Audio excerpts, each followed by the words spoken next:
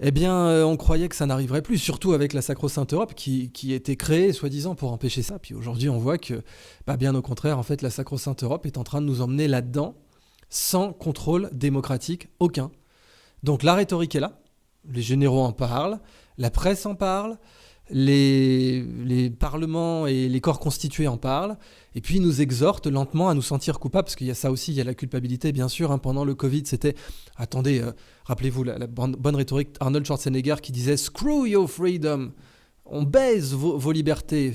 Allez vous faire foutre avec vos libertés. Voilà, acceptez. Vous êtes tout de même des gros narcissiques et des gros égoïstes de vouloir prétendre avoir des libertés fondamentales. On n'a pas idée. La situation justifie l'abolition de vos libertés. Vous êtes un vrai salopard si vous n'abolissez pas vos libertés immédiatement. Donc, screw your freedom. Voilà les grands éléments de langage qui avaient été lancés par McKinsey à l'époque.